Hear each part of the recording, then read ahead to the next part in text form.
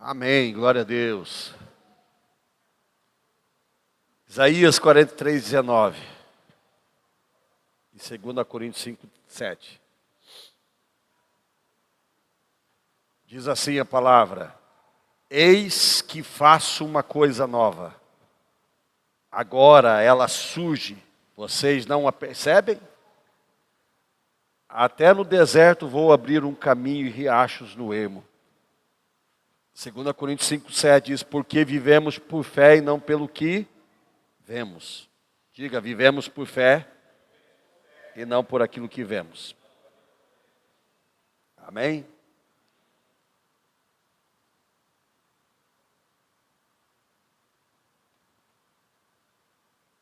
Deixa eu ver por que não veio mais um texto que eu coloquei aqui.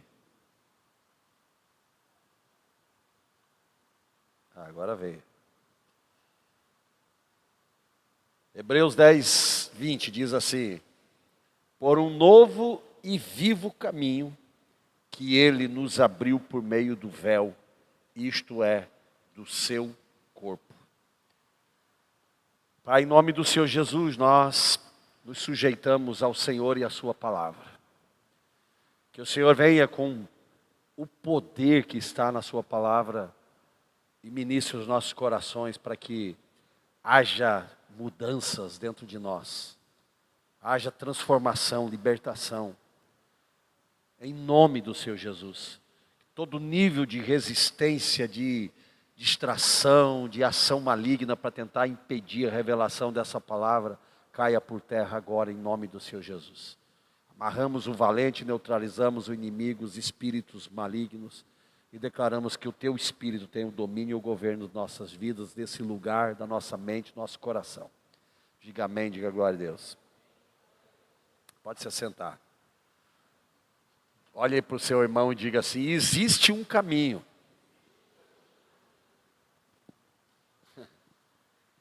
Você sabe qual é o caminho? Pergunte para ele: você sabe qual é o caminho? Existe um caminho. Você sabe qual é o caminho? Jesus é o caminho. É isso aí. Diga bem alto: existe um caminho.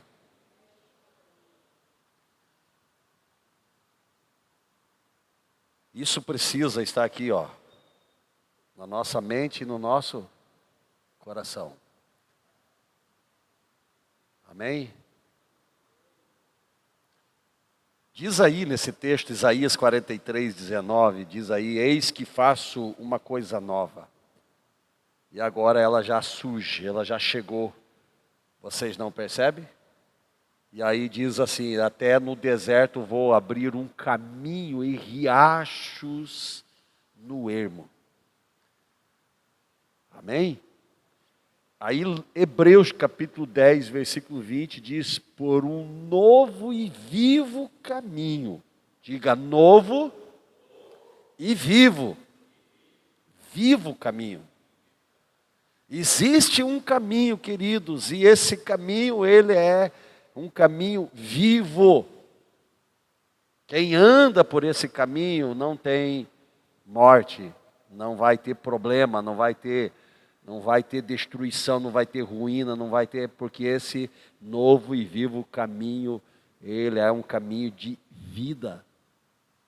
É impossível nós vivermos uma vida, queridos, em Cristo Jesus, porque Ele é o caminho, Ele é esse caminho, Ele é o único que pode abrir no meio de um deserto um caminho vivo para nós passarmos, para nós andarmos, nós vivermos.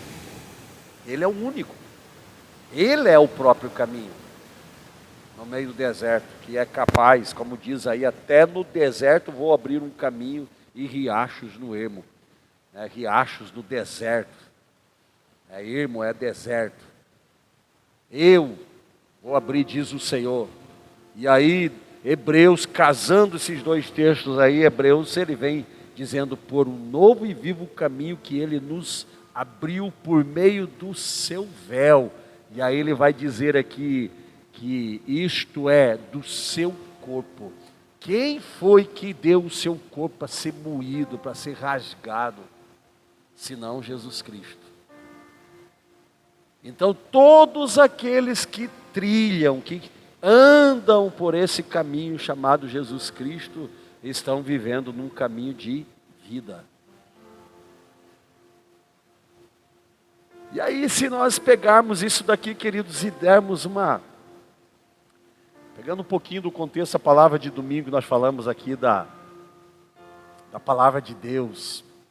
A palavra de Deus, ela é a revelação, diga, ela é a revelação. Pegue aí a sua Bíblia aí. Pode ser o celular, levante ele aí. E diga assim, a palavra de Deus é a revelação desse caminho. Ah, mas eu não sei por onde andar, por onde caminhar, eu não sei o que fazer. A palavra de Deus te orienta. A palavra de Deus é a bússola.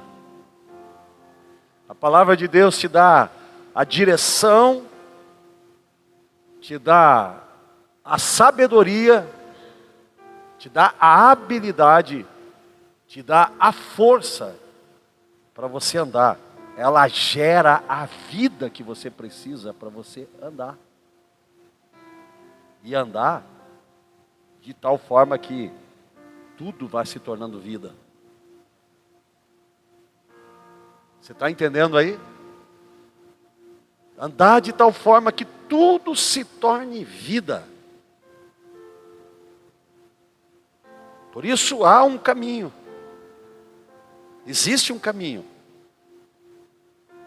E nós precisamos aprender a andar por esse caminho.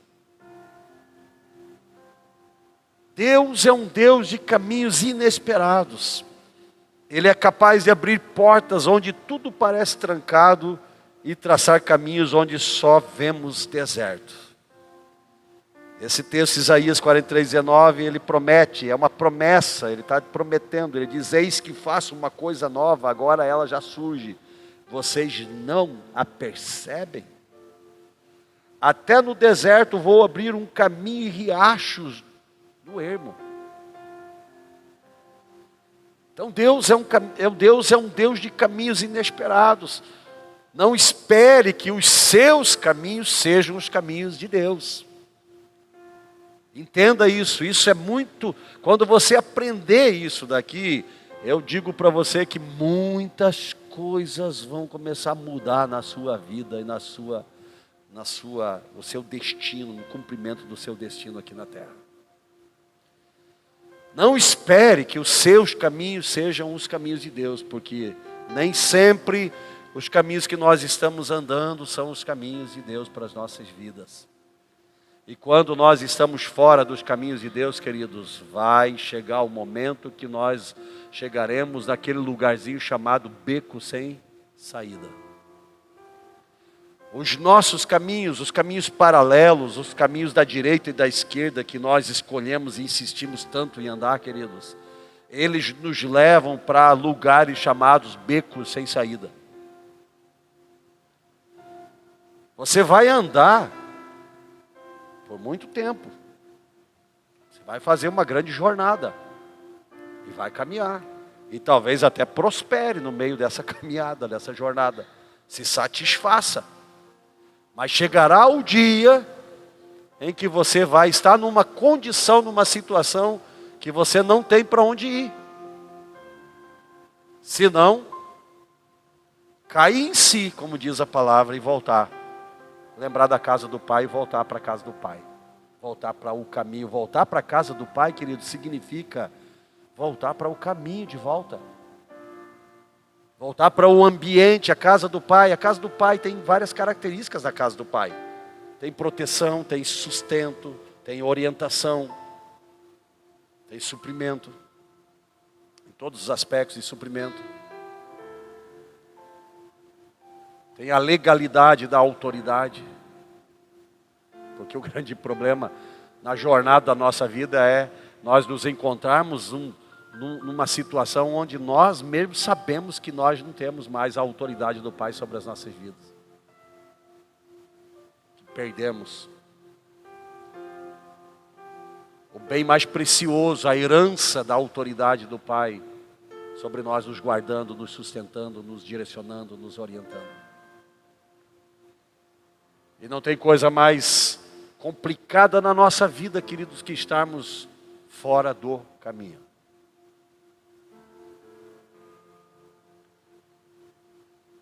Não tem nada mais terrível para alguém que conheceu o caminho e hoje está fora do caminho.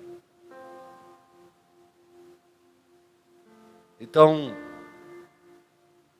Deus, Ele é capaz de abrir portas onde tudo parece trancado e traçar caminhos onde só vemos deserto.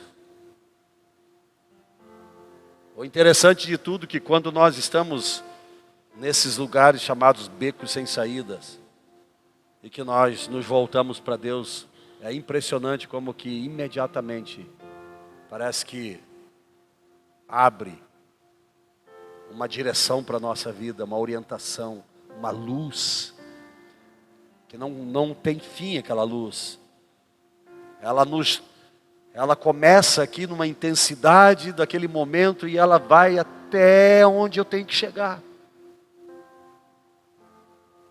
E ela começa a trazer segurança, trazer paz novamente, trazer sustento.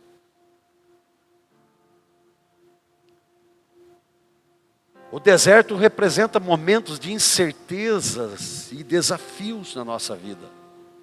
E talvez você esteja passando por uma temporada onde tudo parece estagnado ou perdido.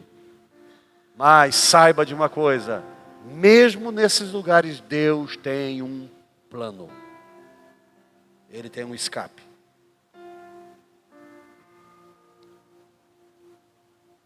Deus não revela o que vai acontecer, mas nos dá a direção para seguir com fé. Por isso que está associado aqui, 2 Coríntios capítulo 5, versículo 7, porque viveremos ou vivemos por fé e não pelo que vemos.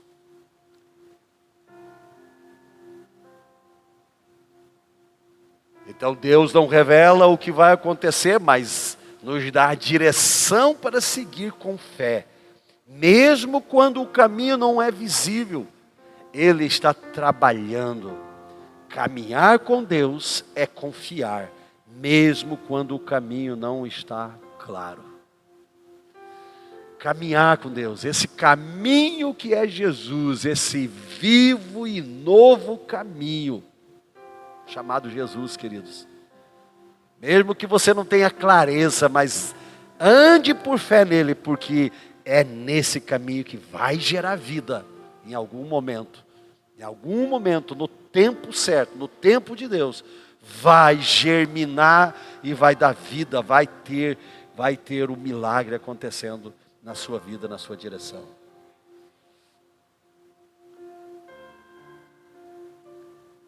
Deus nos fala em sua palavra de uma boa, agradável e perfeita vontade, mas também nos chama para uma mudança de mente. Porque o que nos conduz na rota errada, queridos, é a nossa mente. E lembre-se, como eu falei domingo mais uma vez aqui, pecado é erro de alvo, é erro na maneira de pensar, é um erro na mente. Então, Ele nos fala de uma boa, agradável e perfeita vontade. Existe essa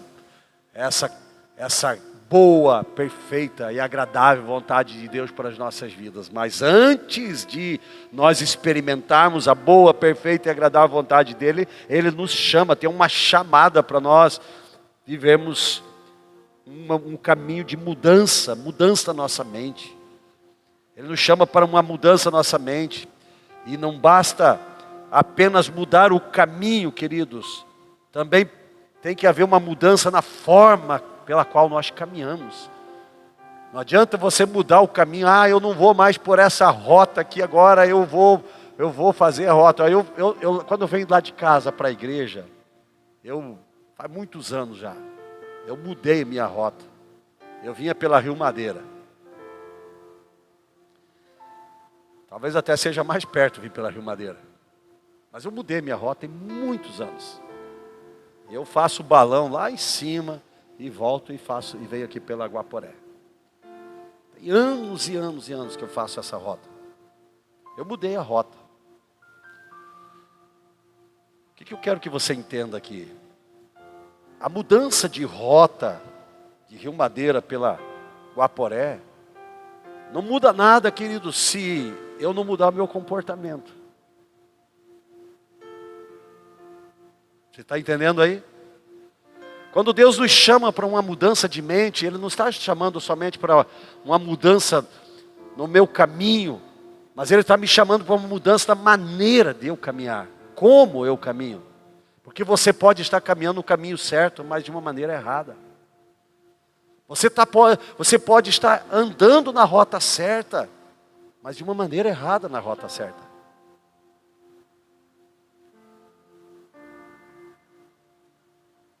O caminho pode ser certo, mas as nossas condutas nele podem estar totalmente fora de sintonia com a perfeita vontade de Deus. Talvez você está vindo para a igreja, você está fiel na igreja, você é fiel nos cultos, você é fiel em tantas coisas aqui, mas talvez a maneira como você está andando no caminho de Deus, na rota de Deus, não está certo.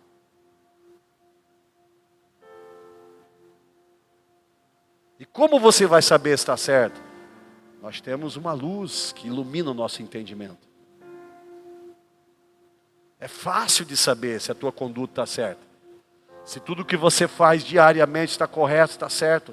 É só você mergulhar nesse livro aqui e deixar esse livro mergulhar em você. Não ler por ler, mas ler para que esse livro leia você. Para que a essência desse livro aqui leia a tua mente, o teu coração, as tuas ações, as tuas atitudes. E confronte você como está escrito lá em Hebreus 4:12. Que a palavra de Deus é como uma espada de dois gumes, mais cortante que uma espada de dois gumes. E no final ela vai dizer assim, que ela é apta para discernir pensamentos e intenções do coração. Algumas versões dizem que ela é apta para confrontar pensamentos e intenções do coração. Então não adianta nada você ter o conhecimento do caminho, você conhecer o caminho, mas esse caminho, o teu comportamento dentro desse caminho está totalmente fora com aquilo que é a luz do caminho. E aí, os resultados não vão ser... Aí você não vai experimentar qual é a boa, agradável e a perfeita vontade de Deus, porque essa boa, agradável e perfeita vontade de Deus é revelada pela palavra de Deus. E ela é viva e eficaz. É o novo e vivo caminho, que quando você vive ele, você pratica ele, você vai ter a essência dele germinando nas suas ações, no seu comportamento. E aí tudo vai mudando. Tudo se transforma. O deserto não é o fim. É o lugar onde Deus realiza milagres. Ele transforma o impossível em oportunidade. Ele quer em Deus o impossível em oportunidades. Hoje é o dia de você confiar que Deus está à frente, guiando cada passo que você dá. Não deixe que o medo paralise você. Avance com coragem, sabendo que Ele é fiel para cumprir as suas promessas. Então o segredo, queridos, é você se render, é você se entregar. Porque o deserto não é o fim. O deserto é lugar de milagre. Deserto é onde Deus opera os maiores milagres. Mas você precisa confiar nele, entregar os seus caminhos. Senhor, eu entrego, eu me rendo, eu me coloco, se posicionar diante de Deus. Se posicionar, queridos. Enquanto você lutar, você lutar. Enquanto você, nas suas forças, lutar para vencer o deserto vai te vencer. Você precisa aprender a confiar no Senhor no meio do deserto. E entregar tudo, se render, dizer: Deus, eu não sei como sair do meio desse deserto, mas eu sei que o Senhor é Deus soberano sobre todas as coisas. O Senhor tem um vivo e novo caminho no meio desse deserto para me apresentar. Eu sei que o Senhor é capaz de abrir um caminho no meio do deserto e fazer com que jorre água no meio desse caminho. Sabe o que é isso, queridos? É você se render a Jesus Cristo como o único caminho. Como disse Erasmo aqui, o caminho é Jesus Cristo. O caminho é Jesus Cristo. E você entender que quando você se conecta, se sintoniza a sua vida na frequência do quem é Jesus, do Espírito do seu Deus em Jesus Cristo, e você se deixa ser trabalhado pela palavra de Deus, a palavra de Deus é uma fonte de águas vivas no meio desse deserto. Essa palavra te sacia, essa palavra te dá, vem nutrir o teu espírito, vem nutrir a tua alma, porque uma vez que o teu espírito é nutrido, a tua alma também entra nessa mesma cadeia de nutrientes espirituais, e ela começa a se posicionar de uma outra forma, ela começa a se levantar, ela começa a ter ânimo, ela começa a ter força, ela começa a mudar a linguagem, a maneira de falar, ela começa a mudar o comportamento. Então, a palavra, ela gera essa vida, ela é o rio de vida. O que Jesus disse? Aquele que tem sede de mim, aquele que tem fome e sede de mim, coma de mim, beba de mim, e do seu interior fluirão o quê? Rios de vida. É esse rio de vida que tem que fluir no meio do deserto, queridos. Quando você está no caminho chamado Jesus Cristo no meio do deserto, que é o único. Você não vai ter outro caminho no meio do deserto, não, meu filho. Não adianta para lutar na força do seu braço forte aí, cheio de músculo. O meu está fraquinho aqui. O meu está fraquinho aqui, ainda bem que está fraquinho, porque o meu forte não é esse aqui. O meu forte é os braços do Senhor, seus braços fortes, nos quais eu me jogo todos os dias, me coloco nas mãos dele. Então, vocês estão entendendo aí, queridos? Deus não apenas conhece o caminho, Ele é o caminho. Por isso, confiar nele é seguir em frente, por fé. Por isso, confiar, Deus não apenas conhece o caminho, Ele é o caminho. Por isso, confiar nele e seguir em frente por fé é o segredo para a posse das promessas. Você ouviu aí? E o que falta então, queridos? O que está faltando? Escute, ó. Deus abre caminhos onde os olhos humanos só enxergam barreiras.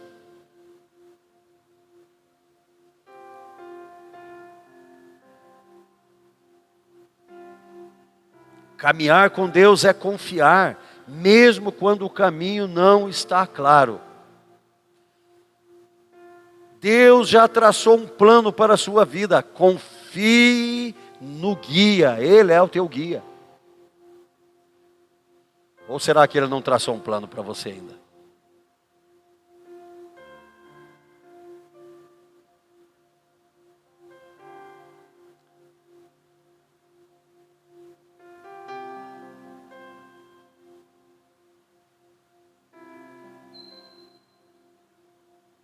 Seus maiores medos são vencidos pela coragem que vem de Deus.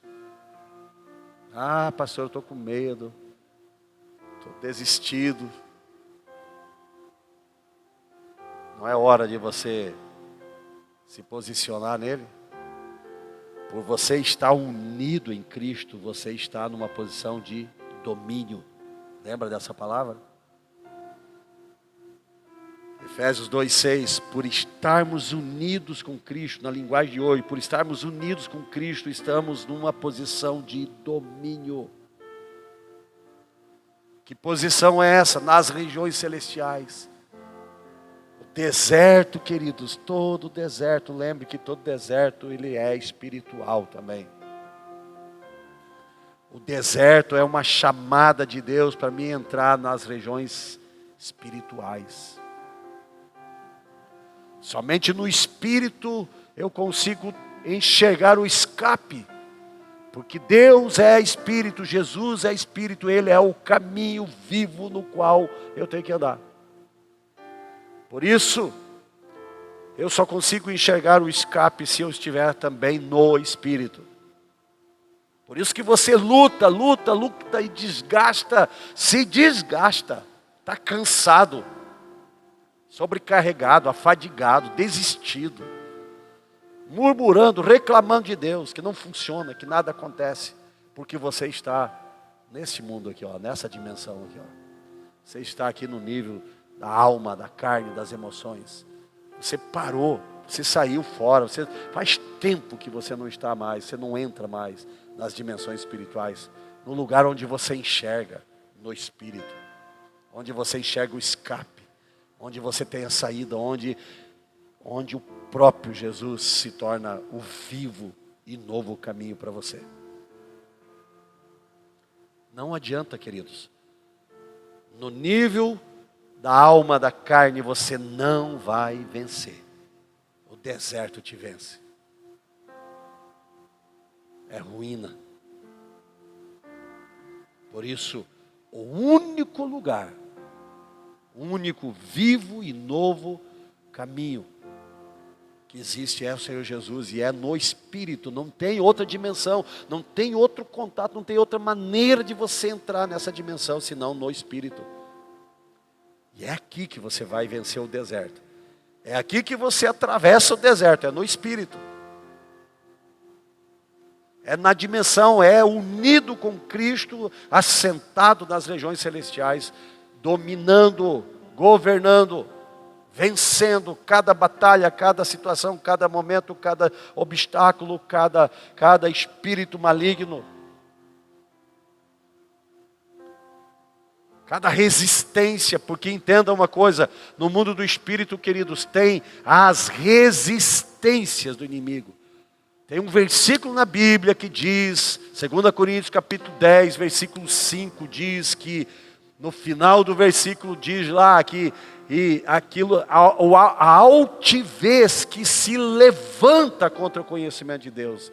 A altivez é uma resistência contra o conhecimento de Deus. O conhecimento de Deus é aqui, queridos, é a palavra de Deus, é a Bíblia. É a revelação que você precisa, que tem algo que se levanta contra, que resiste, que te para, que te impede de ter a revelação, porque ele sabe, Satanás sabe, queridos, que se você tiver a revelação da palavra, ela te liberta, ela te transforma, ela muda a tua maneira de andar, de caminhar, ela muda a tua mente, teus pensamentos. Por isso ele resiste, ele se levanta contra o conhecimento de Deus. E ele se levanta contra quem, queridos? Contra você. Contra você mesmo. Nesse exato momento você está ouvindo essa palavra aqui, muito provavelmente tem resistência dentro de você. Está uma ação dentro de você resistindo ao conhecimento de Deus. Por isso que lá nesse versículo 5, 2 Coríntios 10, o Senhor termina esse versículo dizendo, levando todo pensamento cativo em obediência a Cristo. Numa outra versão diz, e levando e adestrando, ou ensinando os teus pensamentos a se submeterem a Cristo, a se sujeitarem a Cristo. Você está entendendo? Então, existe uma ação espiritual que resiste e está dentro de você. Altivez por quê? Porque a altivez é um estágio de orgulho acima do normal.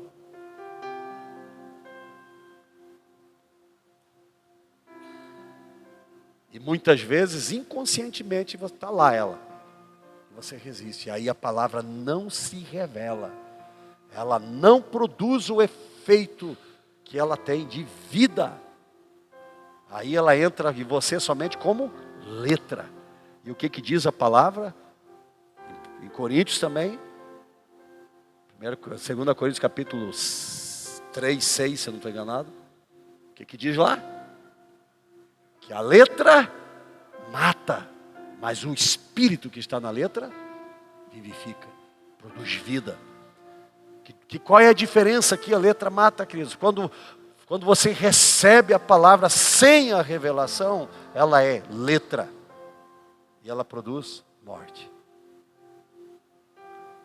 Quando você recebe a palavra revelada, o espírito da palavra, ele é o espírito de vida, produz vida. Aquela palavra, aquele princípio, aquela essência, ela produz vida dentro de nós. Ela transforma, ela liberta, ela aponta a rota, o caminho, ela nos prepara para o próximo passo. E aí os resultados vêm. Amém? Vamos orar?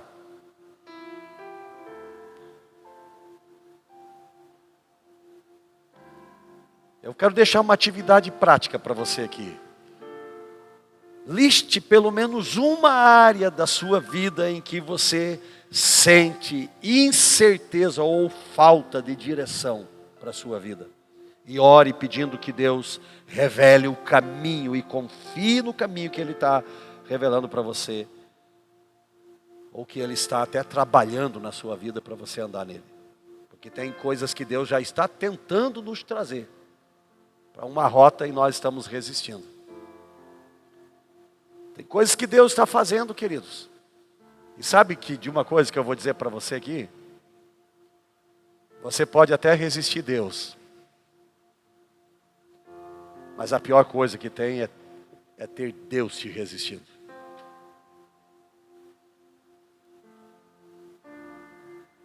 E a palavra de Deus diz que Deus resiste aos orgulhosos.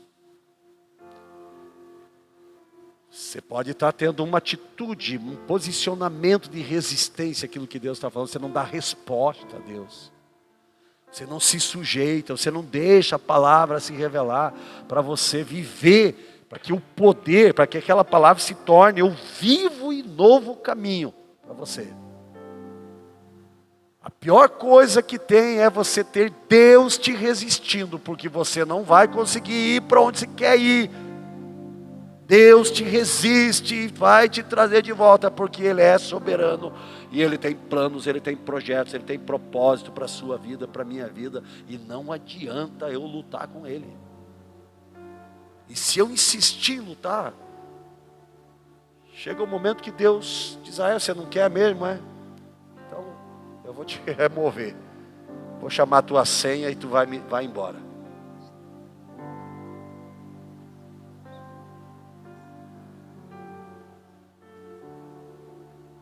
Como tem acontecido com alguns por aí. Nunca nós vivemos, queridos, um tempo tão podre no meio do povo de Deus, queridos, como estamos vivendo. É cada coisa que está acontecendo que, meu Jesus amado. Essa semana passada, antes de nós orarmos, eu quero contar duas coisas aqui. Essa semana passada eu vi um pastor, um apóstolo, na internet,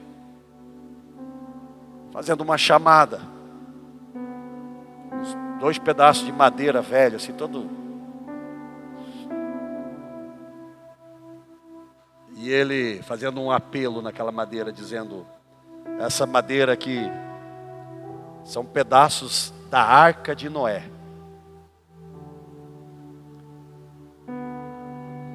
E se você comprar esse pedaço aqui, sua vida vai ser abençoada.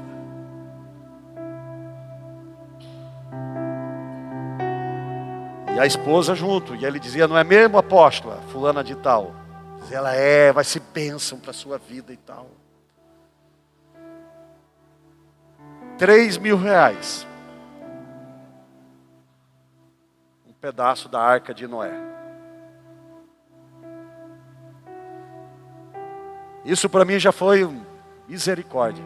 Mas o pior de tudo não foi isso, não. Foi o que ele disse na sequência. Ele disse assim, olha, e não deixe para depois, porque nós temos um estoque aí, mas é pouco, não dá para todo mundo. Um estoque de pedaços da Arca de Noé, queridos. A Arca de Noé foi descoberta alguns 2 ou 3 anos atrás, onde estão os restos mortais dela. Que nem isso se sabia.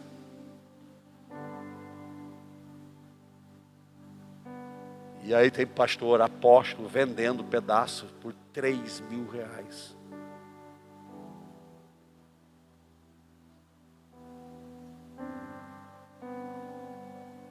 Esse foi um. E o outro, uma igreja, não sei o nome da igreja, e nem procurei saber também, mas fiquei escandalizado. Uma igreja de uma estrutura muito grande, 5.000 lugares, 5.000 cadeiras. E esse estava vendendo as cadeiras da frente da igreja. Não vendendo aqui, Marquinho, quer comprar minha cadeira aqui? Para levar para casa, não era isso não. Era vendendo o direito de sentar nas primeiras cadeiras. Cadeiras premium. Já viu falar disso? Premium. Quais os benefícios de você comprar uma cadeira premium? A cadeira é tua, para você sentar lá. Tua, do direito de sentar naquela cadeira todos os cultos.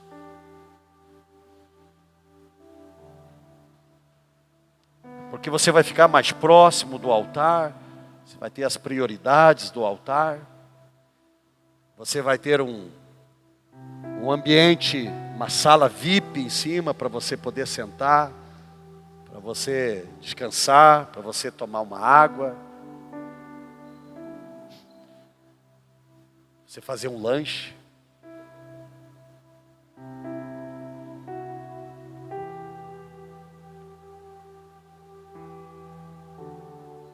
E eu fiquei pensando, meu Deus,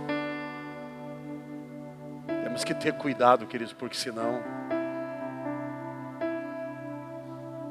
Isso é coisas que eu vi na internet, tá aí, tá ao vivo e a cores na internet, nas redes sociais.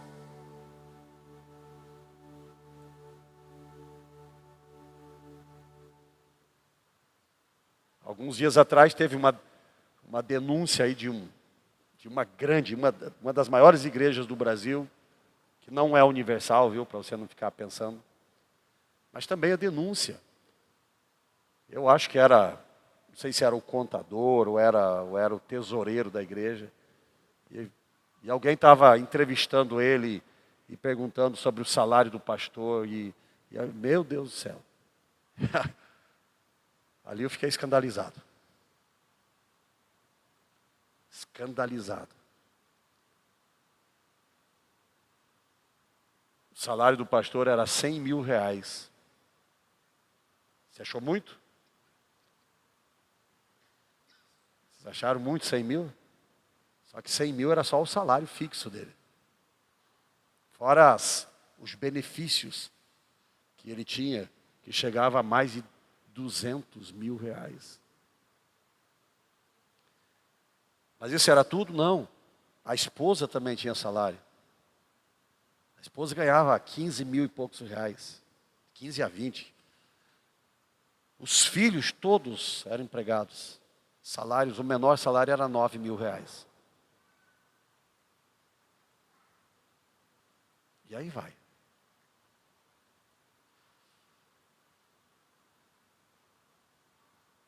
Meu Jesus amado.